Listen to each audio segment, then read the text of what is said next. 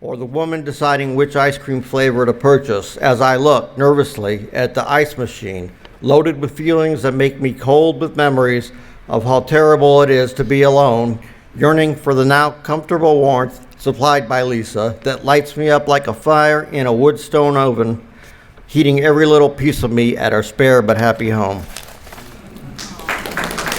Thanks. Okay, this was written yesterday, so you guys have, if you're wondering what's going on in my brain, you're caught up till yesterday now. But the events happened a long time ago. So here it is. I'm hoping to do a whole series of poems called But I Don't. This is called But I Don't, Part 1. This professor of literature at Michigan State once entertained me in a college cafeteria with a law student friend of mine named Isaac and the professor's daughter who lived in a halfway house due to paranoid schizophrenia or manic depression. I didn't ask. Wendell, the academic, had spent several years in San Francisco dressed as a woman named Wendy, hanging around some of the beat movement stars, Jack Kerouac among them.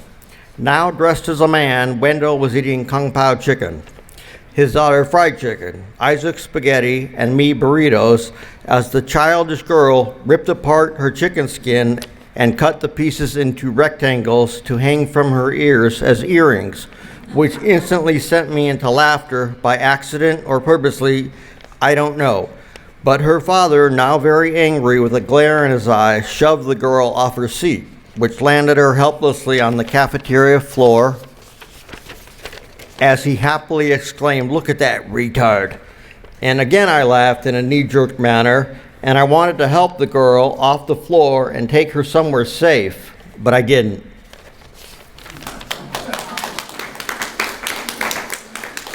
You guys ever had a "but I don't" in your lives?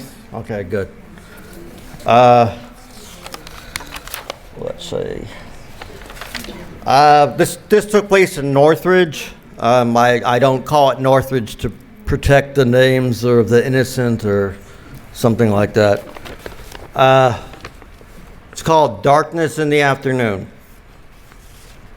Emerging from the mobile home park retirement community, I tried to wish away the tears streaming down my face because one member of my poetry group said the government purposely caused AIDS, and another said the USA Today is worse than Nazi Germany. And my plea of no sleep for the past 4 nights because I ran out of trazodone as the reason why I'm crying doesn't convince the jury, so I hurried to the local Starbucks near the State College, where the barista stuns me with her dark black hair and pale white skin, which my ex-wife told me was the prettiest type of girl on all the earth. So I tell the pretty lady, last night I saw the movie Freaks from 1932 about a traveling circus starring the female pinheads and the male Siamese twins, the worm man, the bear lady, and a dwarf who inherits a fortune of money only to be robbed by a local woman, full-sized, who pretends to love him. Justice is served when all the strange characters place a curse upon the false suitor who is transformed into a giant chicken with a human face. This story fails to engage the attractive Starbucks employee. So I tell her soon I will be getting a Botox injection to straighten my forehead that is awkwardly angled, which widens the eyes of the girl who asks me what I'm talking about, as the space between us is suddenly void of time, while many other forces instantly vanish me from the present and ship me back to 7th or 8th grade, which is when my friends and other strangers began to ask me why I am so weird. A period of time many years before the Florida dance hall killing, the Walmart shooting in El Paso, the attack at a Jewish temple in Pittsburgh, even the shootout in Columbine, among others. But on this second journey into my childhood, I am more matured, so I'm able to realize the sad truth that I am totally 100% insane and everybody else is completely normal.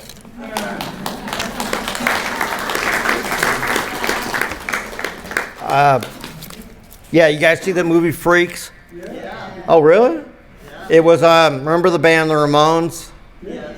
They were all real big fans of that movie. They had posters of it in all their rooms. PMC has it on, but once in a while. Yeah, it's a real charmer. Okay, this one's called Deja Vu all over again, and you guys know who coined that phrase? It's Deja Vu all over again? Right, Yogi Berra, thanks. So, and this proves he existed. It's my 1962 Yogi Berra baseball card. He fought in D-Day, and he said he was born at the right time, so because they won 10 World Series. So it's called Deja Vu all over again. Okay, and there's a talk about a certain event that happens, and the people who are talking about it were talking about it happening on December 5th. So that means this event is like probably happening right now in Simi Valley. If you're really into it, go drive down there fast. Okay.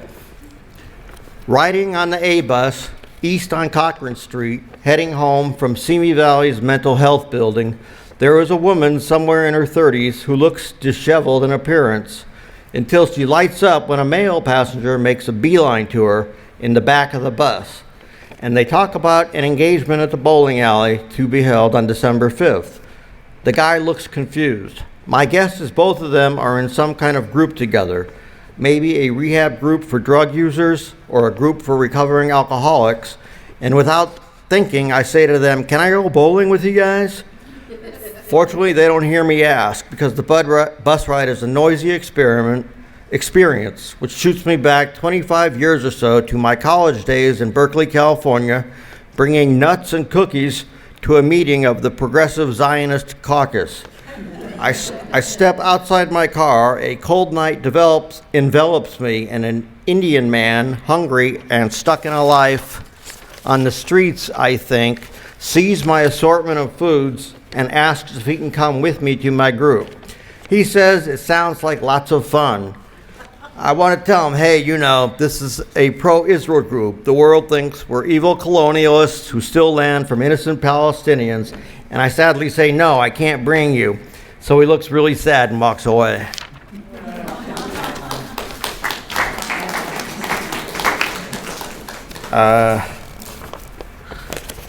Okay, here's a little nature poem, and bear with it, so it ends on a happy note.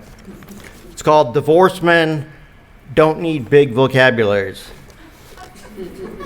Only go to hell, and you goddamn stupid idiot, and shut up, you lunatic, and you goddamn piece of shit, and I hate everything, and I hate everybody. And Amber, my peace-loving ex-wife, tells me to put some spirituality into my life. And I defend myself by telling her being nice to people is enough, as she drops me off at the Table Rock Mountain Nature Preserve, then drives away in her blue station wagon. I'm still cursing my own existence, muttering under my breath, and I still hate everything, and I still hate everybody, but the blossoming spring flowers, I'll admit, are pretty. And the flat Table Mountain looks like a potential eighth wonder of the world, but I still hate trees, and I still hate rivers. And shut up, I yell at the cows with their obnoxious moos, driving me crazy, but sad. All these branded cows are destined for a slaughterhouse. What kind of world is this anyways? I ask as my cantaloupe falls out of my backpack and down into the toilet in the Andy Gump, where I'm urinating. So everything and everybody just go to hell and leave me alone again because my stomach is killing me. A pain no doctor or Pepto-Bismol could fix. It's called divorce, and I'm sinking, slowly sinking without Amber until a gardener snake with beautiful yellow lines traversing his black skin cruises through the creek. And for 1 minute, I am happy, and I tell the snake he kicks ass, and lucky for everyone involved, the carnivorous cats and their predatory ways near my house are 60 miles away. So the snake will have a pleasant day, I hope.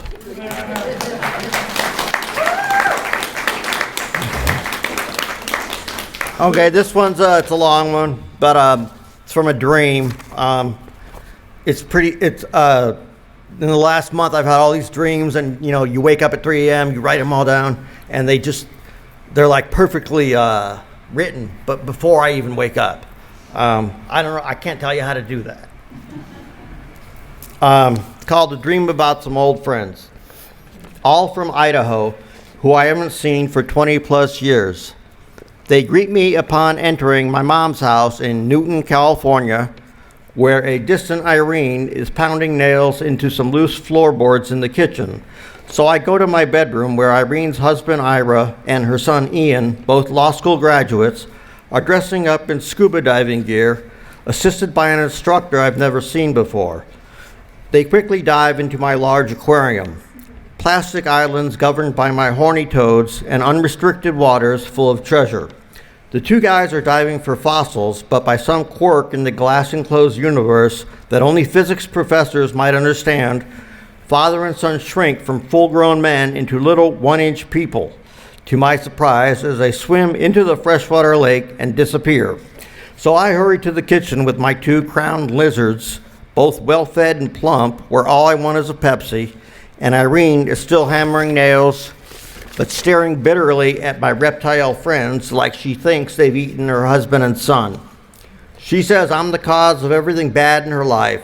So I return to my room where I see fossil trilobites stored in a jewelry box on a tiny island in the watery world, which makes me jealous because years of fossil finding have brought me only ancient clams and snails.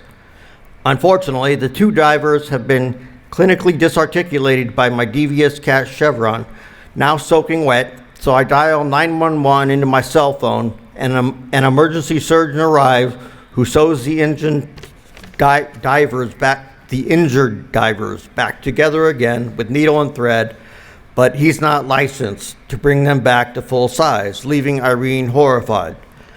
I tell her not to take it so hard. There's a store, Michael's Toys and Hobbies, on Reseda Boulevard, where I spent my childhood Friday nights buying HO-sized Tyco model railroad supplies for my garage-built train yard, home to my young Saturdays with my miniature trains. The engine drivers all lizards. I tell Irene, stuck. I tell Irene to start her own train set. She can build a small town filled with tiny people, trees and businesses all serviced by my train. Her husband and son can be the lawyers with their own downtown office. Cheer up, I tell her, it's not like they're dead, but her tears affect me. I can understand why she might be upset that her loved ones are now 1 inch small while she stands 66 inches tall. So I apologize for my cat's behavior. Does that qualify as surreal? A little? Okay. There was a place in, like near Venice, West LA, Santa Monica, a bunch of years ago. This is about a one night there. It's called Happiness on a Friday Night. At a Culver City bar called the Turtle Bar, on the patio, a seductive bartender wearing a wet white and blue shirt shouts, "They're off," as she removes a concentric metal stable to ignite the water turtles who are supposed to race toward a chalk white circular finish line, surrounded by a drunken circle of people, including me and the turtles. And the turtles don't seem to care about running anywhere, irritating the clientele who have money riding on the backs of these amphibious reptiles, green and small, native to Louisiana, but shipped here into our mellow existence, Southern California. Confused turtles now walking around in aimless circles, indistinctive but for their white painted names on their shells. "Xenon is my turtle," I proclaimed to the male crowd, mostly shirtless and blitzed on beer. "Xenon sucks shit," says a rival, still wearing a South Park shirt, who has high hopes for his turtle Flagell. "Go die," I say to the provocateur, and "Screw all you," I yell as I pour Budweiser on all the water turtles except mine, and I cheer, "Go Xenon, go," to my adopted four-legged friend who darts to the finish line, and for one night in Los Angeles, my life makes sense. True. This came out of a workshop at Moorpark College about a year ago. They recommended I send it to a magazine called Razor Cake. You guys heard of it? Yeah. Oh, okay. It's called Life in Los Angeles. There was a concert at the Hollywood Palace in the 1990s that found me standing in the audience about 10 feet away from an enormous speaker connected to Johnny Ramone's guitar as he played it louder and faster than any man I've seen. I know the Ramones are all about teenagers and bubblegum, but for one night there was no past or present, no right or wrong or wasted years, no 64-hour work weeks at a Santa Monica deli, no deli customers sarcastically calling me Mr. Personality because I don't have one, no drinking coffee all day just to keep working or ripping apart dead whitefish and turning them into salad. No weeks flying by faster than I can drive to my psychiatrist 4 times each week, desperate for someone to listen to my problems until $32,000 slips out of my hands and into my doctor's wallet. When I finally gain the courage to ask him why he hasn't said a single word since my first appointment 4 years ago, and he starts crying and says, "You don't know how lonely I am." And they're out there. Okay, this is I don't know if it was called Rite Aid or Thrifties or CVS or Walmart, but it was something like that a while back. It's called 2 titles, I can't decide. One's called Love in the Pharmacy, the other is called Crimes Against Polite Society.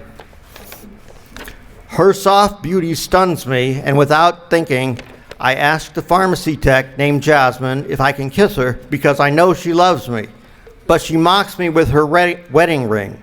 Now I wonder why she doesn't feel the heat between us as I ask her to go camping with me in Yosemite tomorrow. But a sonic blast hits me like a jolt in the form of a pre-recorded message. Security to the pharmacy, security to the pharmacy. And Deputy Cobb emerges from his igloo, life in the freezer where he guards the secret formulas of Thrifty's ice cream. Time to handcuff me, so outside I go, crying, dragged by Cobb, one call allowed, and I call my dad on the cell phone, but nobody answers as Cobb loads his gun. Fear in the form of 6 silver bullets. He shoots, he laughs, he makes me dance. Handcuffs still on. Me like a sprinter in the Olympics. I run to McDonald's looking for Diet Pepsi, but they only serve Diet Coke. I'm sure you guys all knew that, right? Yeah, it's a real tragedy.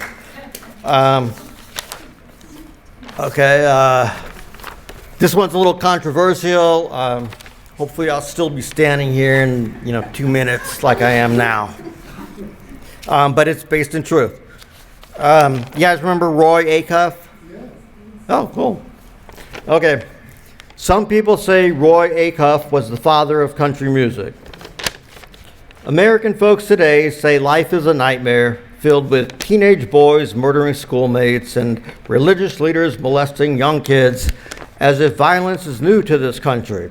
So ask an American soldier who fought in Korea or Vietnam to define hell, or watch live footage showing U.S. Marines island hopping across the Pacific Ocean during World War II, where Japanese soldiers baited American soldiers by screaming, "To hell with Roy Acuff," to lure young men into firing range, where country music as a topic of discussion between enemies might sound quaint, but hand grenades exploding were the only flowers growing as 19-year-old American boys quickly mutated into 19-year-old dead. And to this day, millions of Americans truly believe this country once enjoyed the good old days.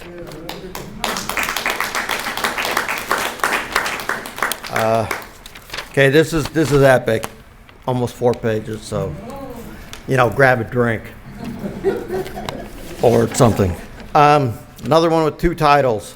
It's called Something About Returning to School, Life Near South Park. Regarding all the nuggets that now and then fall too quickly through the empty spaces of one's mind, usually followed by their opposites, David Lynch said, "All of them are worth capturing in a fishing net," which I'm reminded of each morning I wake to the sight of a framed wall photo featuring me playing drums with some friends in a band called San Bruno Rocks that faces another framed wall photo of me with some other friends I met at Simi Valley thanks to a diagnosis of paranoid schizophrenia, flavored by a side dish of obsessive-compulsive disorder, which earned me a stay in the local mental institution.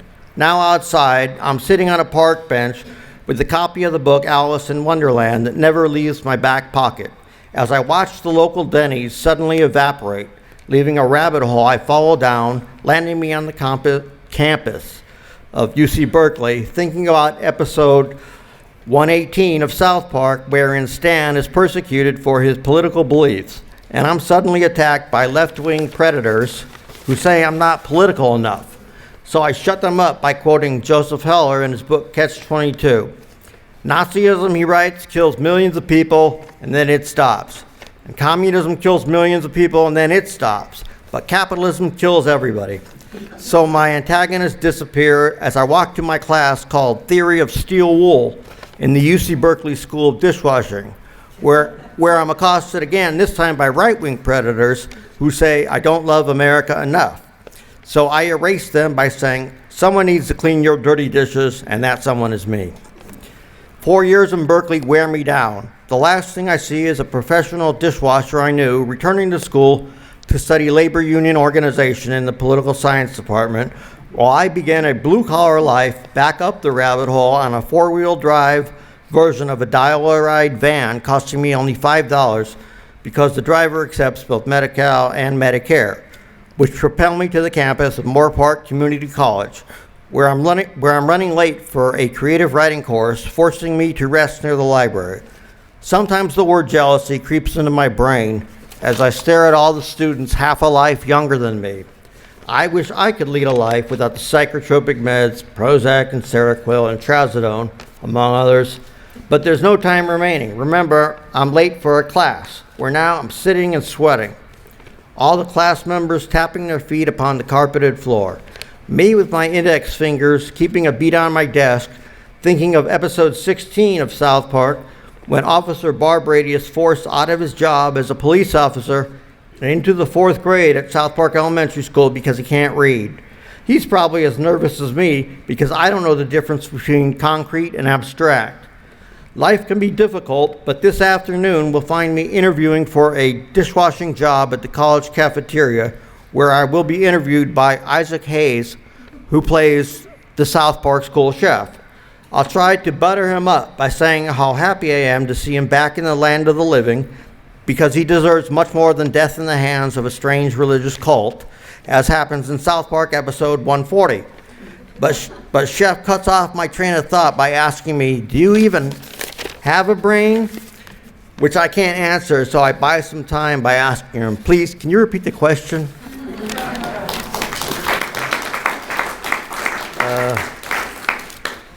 How are we doing on time? Okay, that's a tough choice.